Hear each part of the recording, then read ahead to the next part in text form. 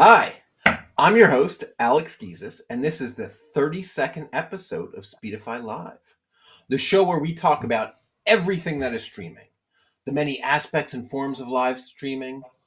We share the experiences and interesting stories and information on how to make your streams better. Our special guest today is the Reverend Jason Ferris, the 18th pastor of Old Pine Street Presbyterian Church since 2011. I asked Jason to join us because I was so impressed with Old Pine's live streaming services during the pandemic. Really, just an amazing job. So, hi, Jason. Welcome. Hey, Alex. How you doing? I'm good. So, before we start talking about the live streaming, maybe you should tell us a little bit about Old Pine Church. I know it has a long and storied history. Yeah, I think it's interesting in that I think we have a foot in hopefully two worlds. We have a foot in history. We were created in 1768. We're still in the same building that was founded then.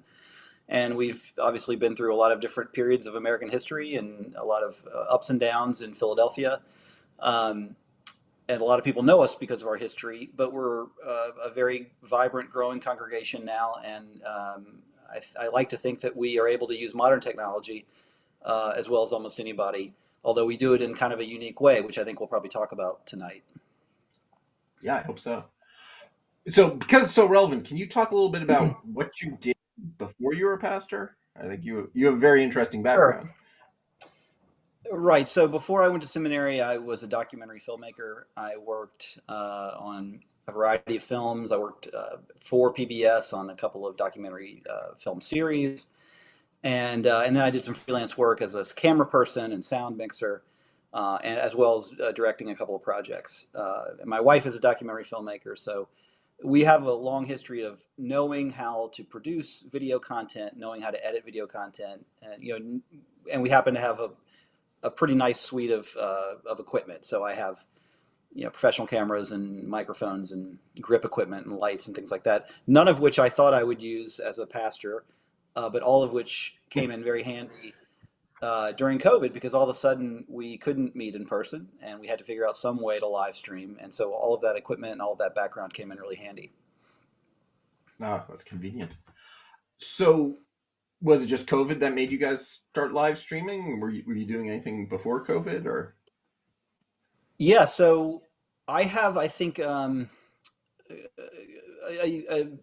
very specific relationship to technology in that I don't think technology is the solution to all problems, but I think it's a very valuable tool where appropriate. So before COVID, we did not live stream.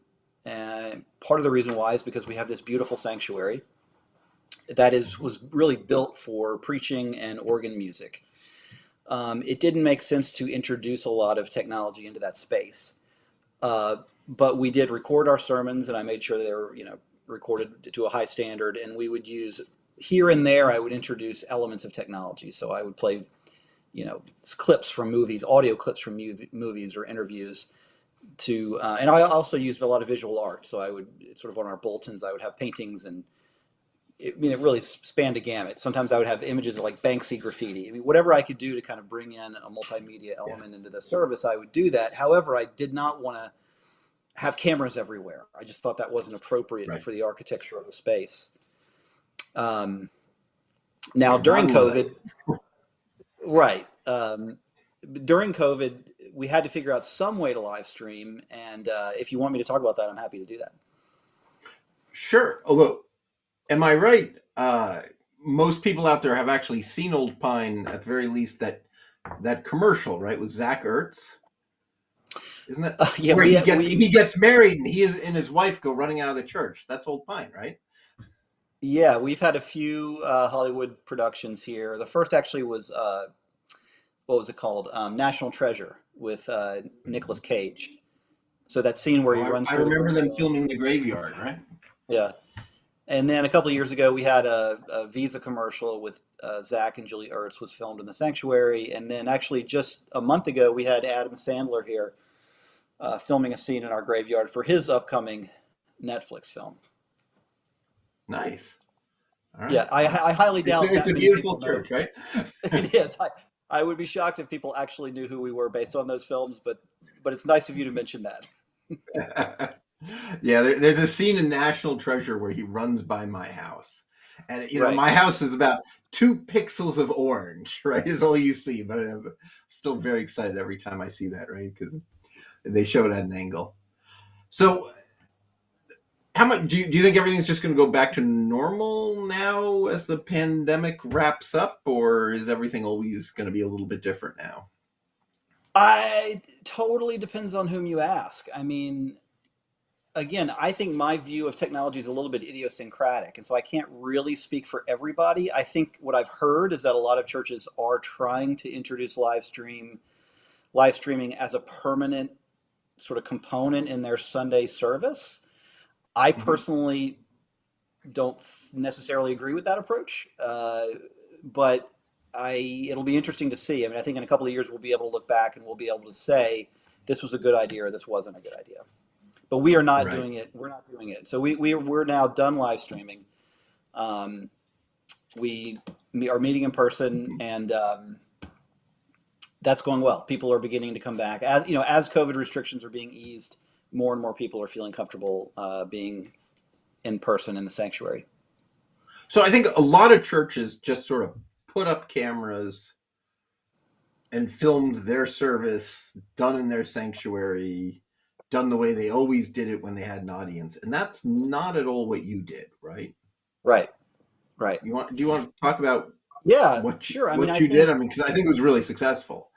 Yeah. Well, I mean, I think if a church has the resources to invest in, say 3 or 4 cameras, 3 or 4 people to operate those cameras, somebody to man a switcher board and sort of a base where they can mix all these streams together and send them out via a high speed connection. If they're able to actually afford all that, maybe that can work for them.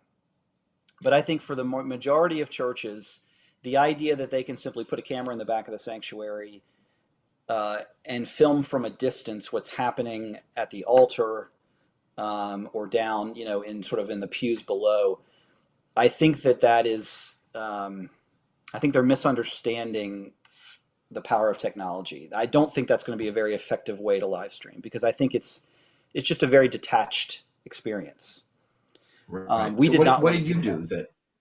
So what we Yes. did instead What is did you we do? thought, Yeah. right. So what we thought is, look, we're no longer preaching for a space for this large room. Now the architecture that we're working within is an iPad or a laptop, or in a lot of cases a cell phone.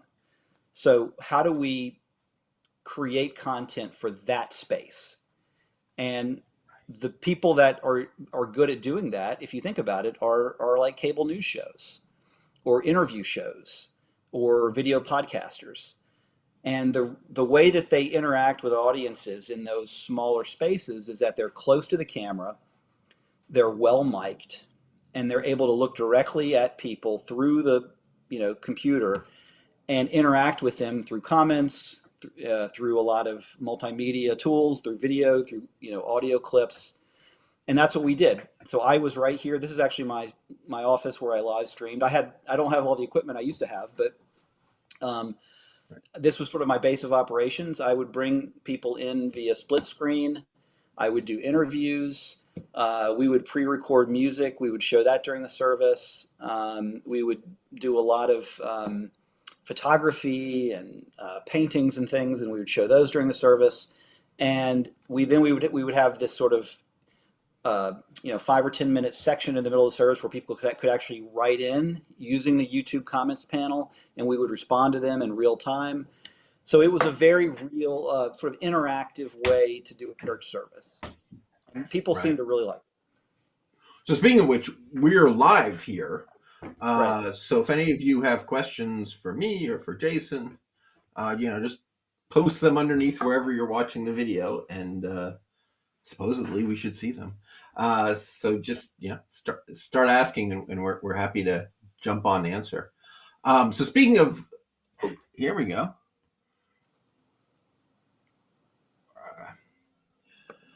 So G. Albert says, caught you a few weeks from the Ecamm community. Look forward to your convo. Good. All right. Yeah. So I guess that one's directed at me. So I spoke at the Ecamm user conference, and I had a great time. Hopefully you guys got something out of that.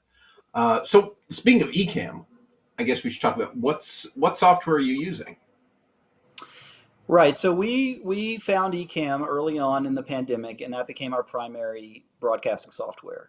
And because it met all of our needs in a really elegant way, we never looked elsewhere. So I became really comfortable with using Ecamm, and we never tapped the available resources of it. It was great. Oh, cool. So right now for this stream, since you used Ecamm, we're using Ecamm, and obviously we love the software. So we're using Ecamm here, and then we're streaming. I'm streaming across Speedify. I think Jason just has fiber optics to his office, so he's not. He's just streaming direct. And then we're using Restream to send it to all the different places out there. And I think it's working pretty well. I guess it's worth noting that Ecamm, Jason and I are both users.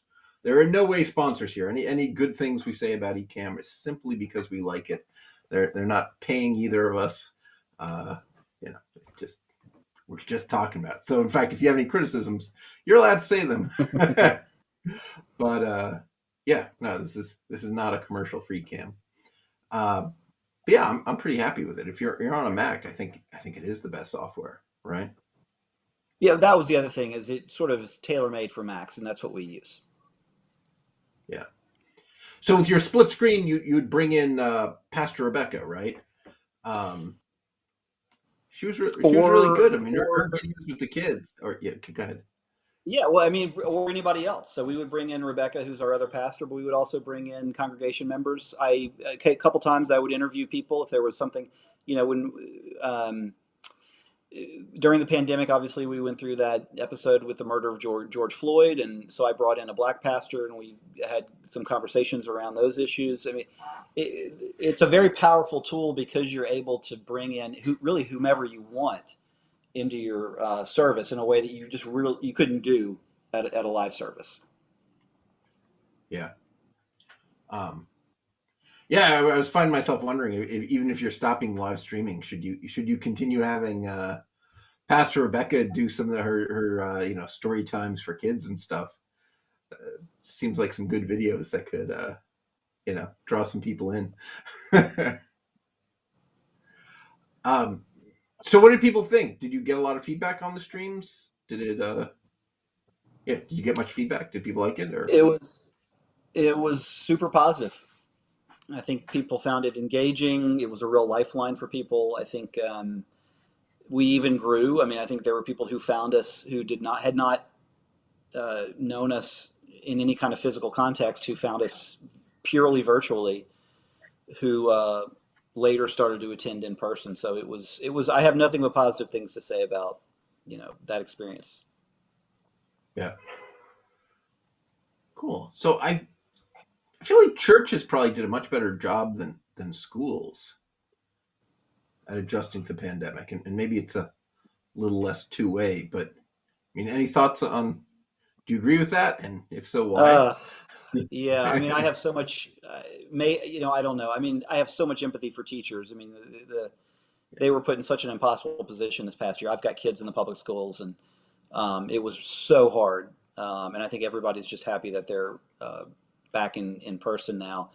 So I'm just not that familiar with what different schools, the tools that they used. Yeah. My son is much older than yours. He's 17. So, he's taking calculus this year, and 2 days into school he came home and he's like, they think we know pre-calculus, because we took it last year. He's like, yeah, all we did was survive. The virtual learning, we didn't learn. We just listened to lectures. We didn't learn it. So I really felt for him there. So Mm. hardware setup. What kind of I know you had some pro stuff, but what kind of cameras and microphones did you Yeah. use? So I have a Canon C100 Mark II. It's a 1080p, video camera that takes external lenses. And obviously, to get that stream into my iMac, I had to have a device that compressed the stream. So I'm trying to remember what it was called. It was a product from Blackmagic Design. It's an Australian company, and it took the signal and brought it into the iMac. And then for my audio, I was using a Rode NTG3 shotgun mic, and I had that going into a little, desktop sound mixer, so I could monitor the audio signal that way. Um, and that worked flawlessly with Ecamm. It was a great image. I had a couple of lights. I created a little studio in here. So that's probably not something that everybody's going to have, but I think, whatever you have, if you're using Ecamm, it's probably going to look pretty good. Right. Yeah. I mean, anything 1080p is probably good. All right. There's, I can relate and confirm with your worship streaming experience. We had some learning bumps. Yeah. We also use different methods for worship service versus Bible study versus Sunday school. Yeah. Do you want to talk about that? Because I know you mentioned something about Zoom Bible studies at one point. Yeah. What else are you doing besides the services? Yeah, I mean, I think like everybody, we rely on Zoom a lot for any kind of meeting that we have where we need to communicate with one another. That really wasn't viable for the worship service for two reasons. Number one, it was too big. I mean, there were some days we would have 150 people on the live stream. So I think that's too big for Zoom. The second thing is I think we really wanted to stream to YouTube. We just felt like that was probably going to be the most professional platform we could have, because we were really trying to create like a professional video content. And so for us, it made more sense to use Ecamm with YouTube for our live streams. But yeah, for all of our meetings and stuff, we Bible studies, Sunday school classes, we've definitely used Zoom quite a bit. Okay. So one thing that amazed me was that the choir. I mean, first the audio was great and the singing was great, but the way you were able to put the lyrics, Yep. right across there as they sang. How did you do that? So all of the videos that I showed during the live stream were things that I shot and edited. And so I would edit lyrics on the screen. I would export that as a standalone video file, and then I would bring it into Ecamm over the live stream. It wasn't obvious what was live and what Right. was canned. Okay, all right. I thought you were just cutting to a camera upstairs in the church. Yeah, that would have been really uh, impressive. yeah, I was impressed. So now I see the wizard behind the curtain. And That's right. it's Final Cut Pro. That's exactly the program I use. I really love Final Cut Pro. Oh, good. Any other software you're using? So you got Ecamm, Final Yeah, Cut I mean, Pro. yeah, I have the full Adobe suite, the Creative Cloud license, and I use quite a few of their programs. I use Photoshop all the time. I use Lightroom all the time.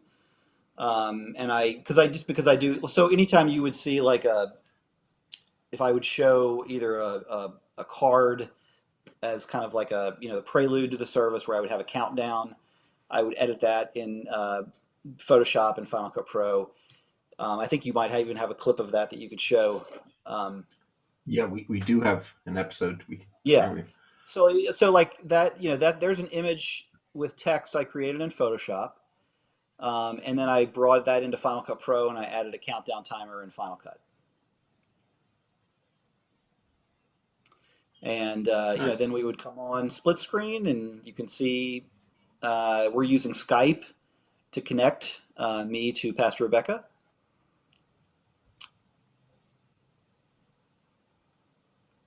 And as you can see, we're kind of running it like as if it was a cable news show.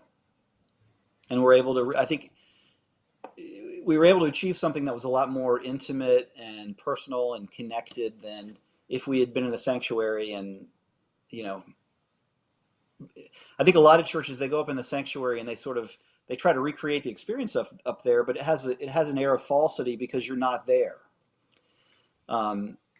Here is a video clip of someone lighting an Advent candle, one of our congregation members. And obviously people got a kick out of being able to send in videos that we could share during the service.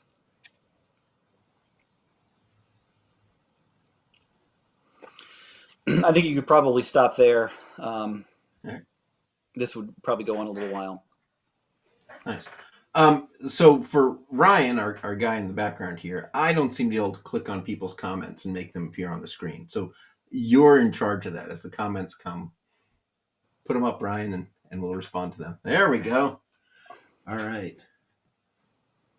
So, Reverend Ferris, are you using tools like Worship Extreme to bring in scriptures or Bible Hub? So I'm not familiar with those programs. Again, what I would do is I would create a card in Photoshop. I would, I would find the scripture I was going to preach on. I would cut and paste it into a Photoshop slide. I would export it as a JPEG, and then I would bring that JPEG into Ecamm. Now, I could have done it as a PNG file. I could have done it as a PDF. Ecamm has a lot of flexibility. There's a lot of different formats that that's compatible with. I just usually use JPEG images. Yeah, cool. Old reliable. So during the live streaming and video calls, people often have technical difficulties. Here at Speedify, we call those streamergencies, the technical emergencies that interrupt your stream. Streamergency. The stressful situation when one's live stream breaks down or cuts out unexpectedly. That's our simulated streamergency. So did you have any problems? Any streamergencies during your live streaming experience? We had a few. Now, they were never on my end. I had the luxury of being hardwired into a really high-speed, internet connection. But when I would Skype with people, yes, occasionally, if on their end they had a weak Wi-Fi signal, we would occasionally run into problems.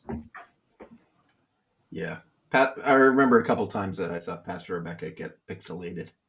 Yeah, I feel like she could have used Speedify. Sure.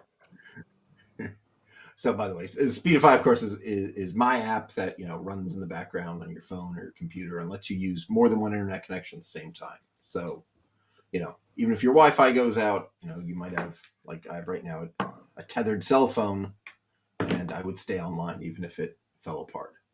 And that is a commercial. So let's see. What else should we talk about? This is actually a pretty good question. All right. When you do go back into the sanctuary, you don't want to lose your virtual congregation, but you want to engage your present and local congregation. That's going to be an eye-opener. Yeah, that is a good question. And it's a really good question because I don't have one authoritative answer to this question. I think that this is a question that every congregation is going to have to answer on their own. There's really no perfect answer to it. How do you balance an in-person congregation with a virtual congregation? Because we're a relatively small congregation, we're really pushing people to come back in person. We have been offering a few here and there online experiences for people that are still a little hesitant to come in person. But as I said before, we're not going to be live streaming our Sunday service. So that's a decision we've made. Other people are making different decisions. But again, there's no perfect answer to this. Yeah. All right. So social media. Are you on social media? Certainly didn't. I didn't find you on Twitter. Yeah, I think this is sort of one of my soapbox issues. I am not a fan of social media. I mean, obviously, I know that social media. There are some things that are very good that social media does in terms of connecting people. I think um, there are some times in which I do wish I could have a social media account, but I decided 5 or 6 years ago that the cons outweighed the pros, and so I have been completely off of every platform: Facebook, Twitter, Instagram. And I have some ideas about why I think it's taken as a whole is there's some real problems with it and how polarizing it's made our society. I think the way that they monetize user involvement, the way they monetize people's personal information, the addictive nature of these platforms. There's a lot of things that I think are wrong with it, but probably a lot of these could be corrected if there were enough political will. Yeah. But that's sort of doubtful, isn't it? That's what. Yeah, I don't know. I don't know. It's doubtful anything will get fixed in my mind. At the very beginning, when I first found Facebook, I loved it. Right, I found all these friends from high school and college who, to be honest, I liked, but I hadn't liked enough to stay in touch. Right, and so we all got back in touch, and then very slowly, almost too slowly for me to notice, it just got worse and worse. Right, until finally, it was one of these elections where I realized that sort of everyone I disagreed with, I'd get so angry at.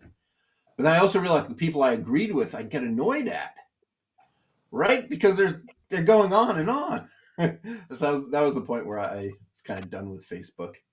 Yeah. But I'm still active on Twitter. That seems, I don't know. I guess it depends who you follow. I know there are lots of people getting very angry on Twitter, but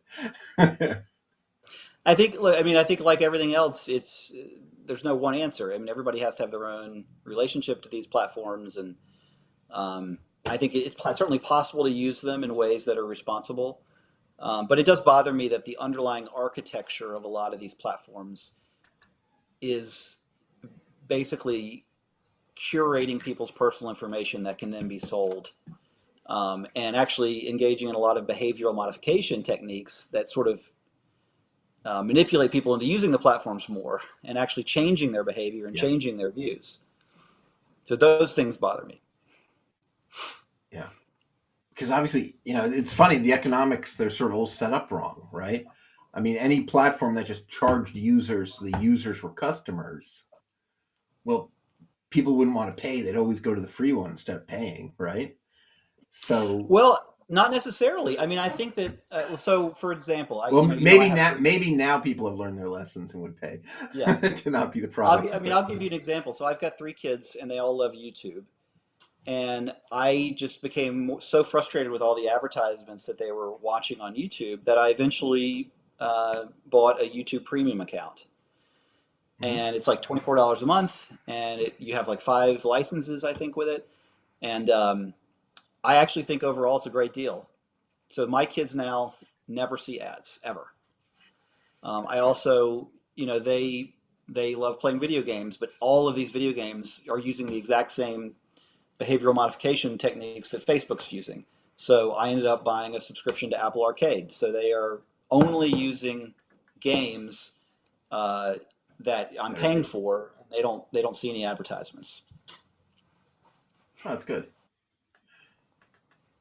Do we have more comments here? Let's see. Oh, here we go. Be flexible. Be very flexible. Don't be too hard. You want to comment on this? I mean, I agree. You got to be flexible.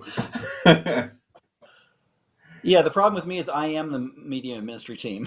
So in my church, I am the director, producer, editor, and the team itself. So I'll try to be gentle on myself.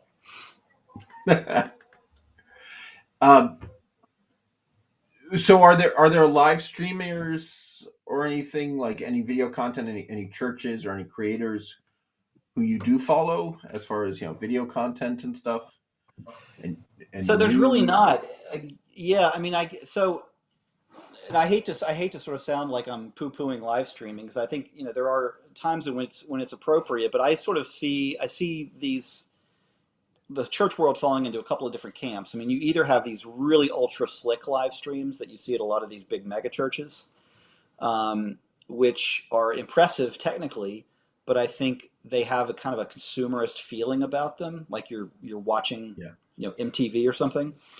And then on the other extreme, you've got a lot of smaller churches that just don't have the money to really do a live stream well. And their version of the live stream is what I talked about earlier, where they're just putting up a camera in the back of the sanctuary, and they're just almost like a surveillance camera. They're just trying to capture what's happening. And there's no personal connection.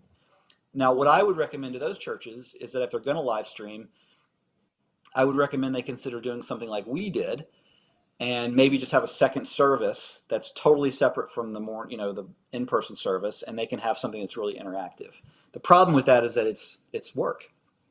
One service is hard enough, and if you're having to plan a second service, it's a lot more work. But I think, in my mind, that's really the only way to live stream effectively for a small church, is to do something like we did. I mean, would you consider doing the two services like you just described? We definitely considered it, but we decided it's just too much work. So the in-person service is already taking up an enormous part of our week, preparing for that, writing sermons, preparing the liturgy. And then if you think about the work that goes into the live stream, you're talking about recording music, recording prayers, editing all of that content, putting subtitles on all that content. It's just too much work for one person to do that, every week. Yeah, that's sad, because I loved your live streams. Be Well, I good for appreciate them to that. still exist in the world. So what's next for you guys? Is it just a complete return to in person? That is the idea, and I'm actually excited about that. Like I said, there are a lot of creative uses for technology. But I think we're really putting our energy right now into just trying to get everybody here in person. I think there's a real power to having real connections with people in real space. There's it's sort of in a worship service that connects with all five of the human senses. You're seeing people, you're touching things, you're smelling things. So that's what we're focusing on now. All right. So Budge says, that's a service I've been providing at some churches for weddings and funerals using a couple pan-tilt zoom cameras, but people don't like the cost. Yeah, Yep, I mean, obviously, that's there you churches are not typically rolling in money, right? Yeah. I mean, I guess there's huge variation, right? Some are, I suppose. No, but I think that's exactly the point I was making earlier, is that to really do a live stream properly, if you really want to capture a church service well, it takes a lot of equipment and know-how. Yeah. Yeah, it's expensive, right? Let's see. Oh, here we go. Besides talking to yourself, who do you collaborate with? You're making a lot of sense. Wish I knew about you months ago. Well, I guess if people want to look at what we've done, they can go to our YouTube page. It's Old Pine Street Church. If you search for that in Google, you'll find our YouTube page, and you can see all the live streams that we've done. And I mean, I'm very proud of the work we did. I think that, again, for a small or medium-sized church, there's probably a lot of ideas there that could be replicated. But again, we're just moving more into an in-person experience right now as the main thing that we're trying to produce each week. So I just banged my tea mug on the camera connector. Just I think I've frozen here, and it's purely you have a slightly horrified look on your face. Yeah, and it's frozen there. Just as I saw my mug hit the connection, and I'm not coming back, am I? I think horrific.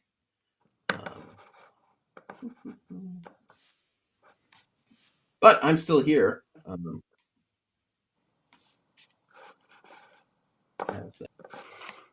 back. All right.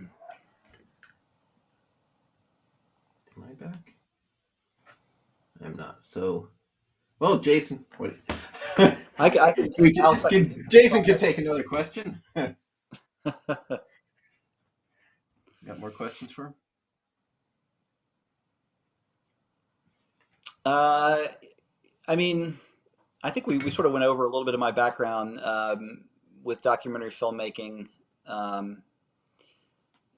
which so I think I had a lot of tools that a lot of pastors are not going to have when we began live streaming. But that doesn't mean that it's impossible, I think, to create a captivating, interactive live stream. I mean, I think it's totally possible if you understand the tools that you have. So that's the point. If I could just hammer one point home again and again to people, is just consider your space. If you're in a huge room, you want your production to be tailored to that space. And if your room is a smartphone, if that's, in other words, that's the way people are experiencing your service through a smartphone or a tablet, you want to tailor your production to that space. And I think that's the main problem that I see churches doing, is that they think that they can just go up in the sanctuary and just put a camera in there and suddenly that will work on a tablet. And it doesn't really work. Yeah, that's interesting. The architecture is not where you are. It's where your audience is, which if Exactly. you're all together is the same place, but not necessarily. Right. That's exactly right. And I think that's the number one problem I think churches make, is they don't understand the space through which people are experiencing their content. Right. So it reminds me of have you ever read David Byrne's How Music Works? Well, it's interesting you should say that. Heads? It's interesting you should say that, because a lot of these ideas are influenced by David Byrne. Ah, there you go. Right. So at the beginning, he actually talks about how a lot of the musical instruments are actually shaped by, since worship came into the churches, they needed musical instruments that would work in these terrible acoustic spaces. Yep. Right. And that's why we have violins with the bows and organs with those long, slow notes, because the acoustics are so bad. You wanted instruments that played long notes so you didn't notice the echo. Sort of the opposite thing, but it's kind of the same thing, right? That you got to change the architecture, right? That's exactly, and it's brilliant. I would encourage anybody to read that book. He has if you want to just a quick sort of reference to David Byrne's ideas, he has a TED Talk on this. It's also called How Music Works. And what's so fascinating about that is he talks about the early Talking Heads. They played in this club called CBGB's, which was in New York City. And they wrote music. Now, they didn't know they were doing this, but they were writing music for CBGB's, which was a small room with really hard walls. And they had to play music that could be heard over people drinking and talking. And so the music that they produced ended up being very percussive, very kind of drum forward, and also very lyrical, because lyrics could be heard well in that room. And then he says that later on, when he was really famous, he had the opportunity to go to places like Carnegie Hall. And when he would perform these songs, they didn't sound right. And it made him begin to think that, the architecture is really it's almost like a co-writer. The room is like part of the writing process. So that's it. I mean, that's my argument in a nutshell. Oh, nice. Yeah. Yeah. He was very big on, in order to be creative, like if he didn't have limits like that, he would just make them up, right? Make up weird limits on the band, like strange rules they had to follow while making this album that would force them to make an album that no one had made before. Oh, I didn't know that. That's interesting. All right. So another question from G. Albert. Today, with Ecamm Mini and newer technology with smartphone technology, you can start small and grow. You don't need to have to spend huge bucks to get started, correct? But some folks won't listen. I mean, I certainly think, more than anything, you just want to get started. Potentially just with what you have. And your first streams will be terrible, but there's a good chance they're not going to be terrible for the reasons you think they're going to be terrible. And you just have to see how it turns out. Right. I think the most important thing is get started, go live. Yeah. And I'll say one thing. If you have a little bit of money to spend and you're trying to figure out whether to invest it in audio or video, I would say audio 100%. Because Yeah. George Lucas used to talk about this, that people can overlook bad videos, sort of bad visuals, but they will never tolerate bad audio. Yeah. Yeah. It was a huge upgrade for us. Let's see. Can you see this? And Yeah, I have the giant mic, and it makes all the difference in the world yeah, as far as now I've got in my shadow. yeah. Um, yeah, I totally agree. Spend money. Although in a lot of cases, it doesn't have to be that much. The Samsung Go mics, $40 USB mic, it's most of the way to pro. Cool. So that's you can spend a lot of money on audio, but you should certainly spend something. Yeah. Those are pretty good. They're tiny little things. All right, so obviously we are live. If you have questions, I see some people are asking them. Feel free to just put it in the comments wherever you're watching, and Jason is answering them. So anything with the graveyard? You guys have that historic graveyard full of Revolutionary War figures and things. I mean, any video content there or anything you could create, or crazy 3D tours, or are you thinking anything there? Yeah, we've used Feels like there's a technology. valuable thing there.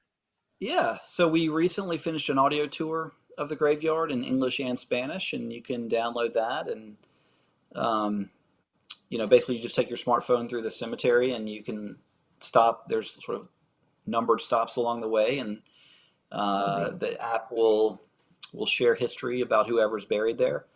And we have done some video work. We made a short film about the graveyard a number of years ago. So, I mean, again, we are trying to use technology where appropriate. Right, right. All right. Luckily, I owned a corporate AV company called Audio Hire in London before I started the live streaming service. Everything fell into place nicely. Well, good. Yeah, there's doing it right is some amount of expertise you have to have and some amount of equipment. But yeah, so last point, you can go with browser-based streaming like StreamYard. I like StreamYard. I also like Restream Studio. There's also a Melon app that's very similar. Uh, they're pretty good. I mean, I feel like if you know you're on a Mac, Ecamm is pretty fantastic. But those things work on any computer, and they're also really good if you really have a lot of remote guests. Because one thing about Ecamm is the remote guests are connecting across the internet to your computer, and then from your computer back out to the internet. And if you're using something like StreamYard, everyone's just connecting to the internet. So sort of one less hop. If it's not good, if there's going to be a bunch of cameras hung off one computer, I think something like Ecamm makes a lot of sense. But yeah, I mean, a lot of our episodes I use StreamYards or Restream Studio. They're great apps.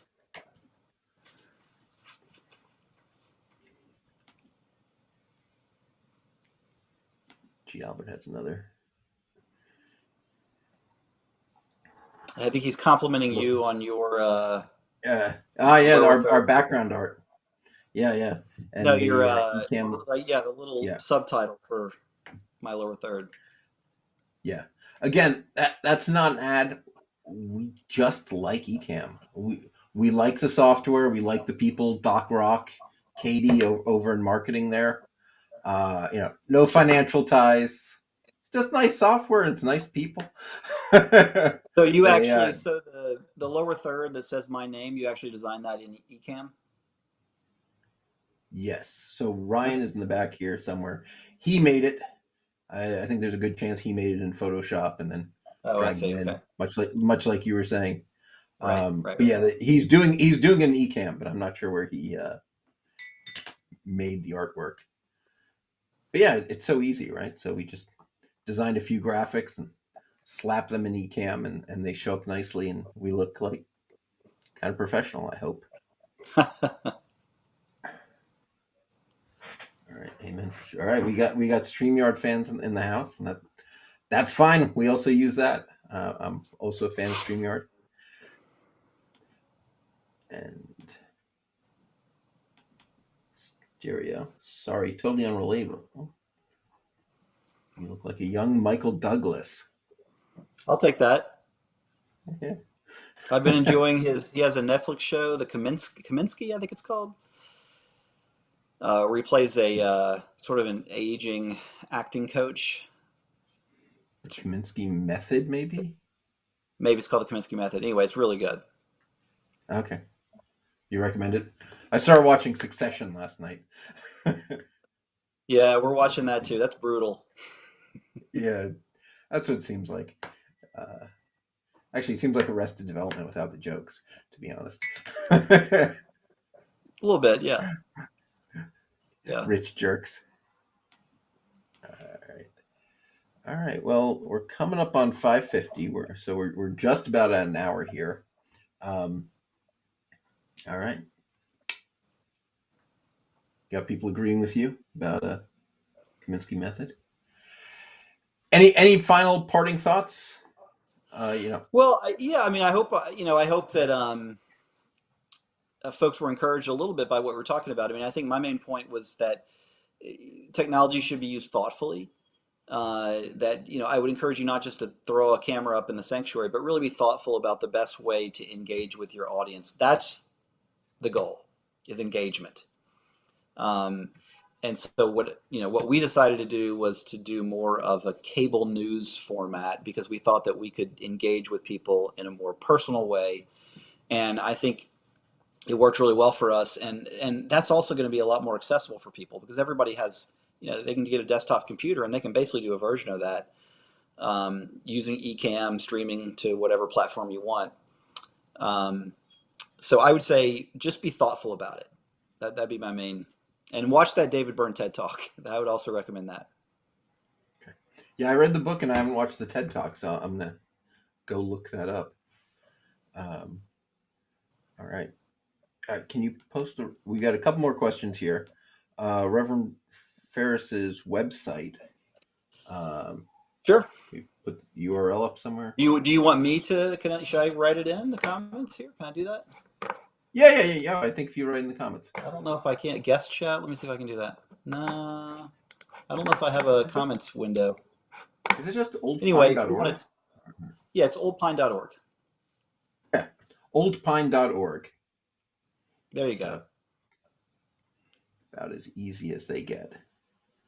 And I see Budge asking if we're using the remote caller feature in Ecamm. Yes, and in fact, right now, both Jason and I are remote callers going to Ryan's Mac. So there's a third person on this call who actually has never put himself on, and I think won't.